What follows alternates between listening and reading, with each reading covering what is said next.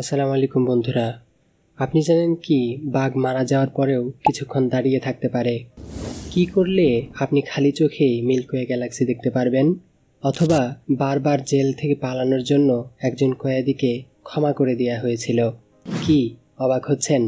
এমনই সব অজানার ইন্টারেস্টিং তথ্য নিয়ে আমাদের আজকের আয়োজন। তাহলে চলুন কথা না বাড়িয়ে ভিডিও শুরু করা যাক। আর হ্যাঁ, আপনি যদি আমাদের চ্যানেলে নতুন হয়ে থাকেন তাহলে subscribe and hit the bell icon. আর যারা অলরেডি সাবস্ক্রাইব করেছেন তাদেরকে অসংখ্য ধন্যবাদ।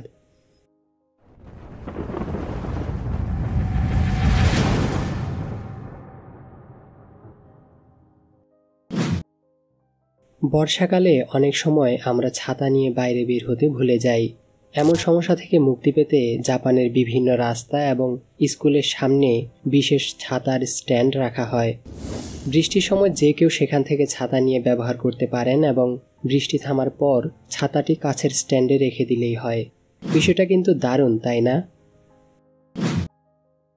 একটা সাদা কাগজ নিন এবং তাতে কালো কালিতে একটি পয়েন্ট করে তার দিকে 2 থেকে 3 মিনিট নির্ভার চিত্তে তাকিয়ে থাকুন। এতে করে আপনার মনোযোগ বাড়বে। পাশাপাশি মনোযোগ বাড়াতে অধিক পরিমাণ পানি পান করা এবং মাঝে মাঝে চকলেট খাওয়াও বেশ কার্যকর। বিশেষ করে ডার্ক চকলেট মনোযোগ, ভার্বাল লার্নিং এবং স্মৃতিশক্তির বিকাশে সহায়তা করে। একজন অস্ট্রেলিয়ান কয়েদি বুশ রেঞ্জার জোসেফ জন বেশ কয়েকবার জেল থেকে পালানোর কারণে তাকে ধরে রাখার জন্য সরকারকে একটি বিশেষ জেল তৈরি করতে হয়েছিল। গভর্নর জেল ব্যবস্থার ব্যাপারে এতটাই আত্মবিশ্বাসী ছিলেন যে তিনি কয়েদিকে বলেছিলেন, যদি আপনি আবার বের হতে পারেন তাহলে আমি আপনাকে ক্ষমা করে দেব। মজার বিষয়, জন সেবারও পালিয়ে যান। বিয়ার গ্রিলস সম্পর্কে জানেন না বা তাকে চেনেন না এমন মানুষ খুঁজে পাওয়া কঠিন। কিন্তু আপনি জানলে অবাক হবেন, 1996 সালে বিয়ার গ্রিলস 16,000 ফুট উঁচু থেকে প্যারাশুট নিয়ে ঝাঁপ দেন এবং হঠাৎ তিনি প্যারাশুট ছিঁড়ে মাটিতে আছড়ে পড়েন, যার ফলে তার মেরুদণ্ড ভেঙে যায়। ডাক্তাররা বলেছিল তিনি আর কখনো উঠে দাঁড়াতে পারবেন না, কিন্তু গ্রিলসের স্বপ্ন ছিল এভারেস্ট জয় করা। আর এই প্রবল স্বপ্নের মনোবলে নিজ আত্মবিশ্বাসে দুর্ঘটনার মাত্র 18 মাসের মধ্যেই 70 দিনে মাউন্ট এভারেস্ট জয় করেন তিনি। এভারেস্ট জয় করার মাধ্যমে মাত্র 23 বছর বয়সে তিনি গিনিস বুক অফ ওয়ার্ল্ড রেকর্ডসের একমাত্র ব্রিটিশ হিসেবে এভারেস্ট জয়ের রেকর্ডও গড়েছিলেন। এজন্যই বোধহয় বলা হয়, ইচ্ছা থাকলে সব কিছু জয় করা সম্ভব। ছবিতে দেখানো ব্যক্তিটি হলেন ফাদার অ্যারেন্তি। 1972 সালে সাপ্তাহিক সংবাদপত্র লা ডোমিনিকা দেল কোরিয়ারে তিনি একটি সাক্ষাৎকার দেন। সে সময় তিনি বলেন যে তিনি একটি টাইম মেশিন বানিয়েছিলেন যাতে করে মানুষ তাদের অতীতে যেতে পারে। তিনি এটির ব্যাখ্যা দিতে গিয়ে বলেন, কোনো বস্তু যখন পৃথিবীতে অবস্থান করে তখন সেটি থেকে শক্তি নির্গত হয়। এটি হতে পারে দৃশ্যমান অথবা শব্দের মাধ্যমে।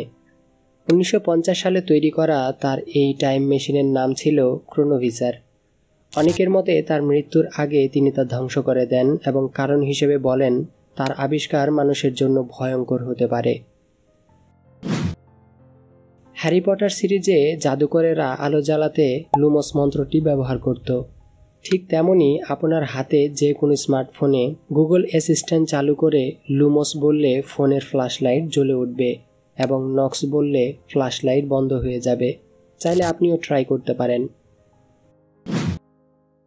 পৃথিবীতে যদি একদিন নো লাইট ডে পালন করা হয়, অর্থাৎ কিছু সময়ের জন্য যদি একই সাথে সব আলো নিভিয়ে দেওয়া হয়, তবে কিছু মুহূর্তের জন্য আলোর কোনো দূষণ থাকবে না, যার ফলে পৃথিবী থেকে আপনি খালি চোখেই আমাদের মিল্কওয়ে গ্যালাক্সি দেখতে পারবেন।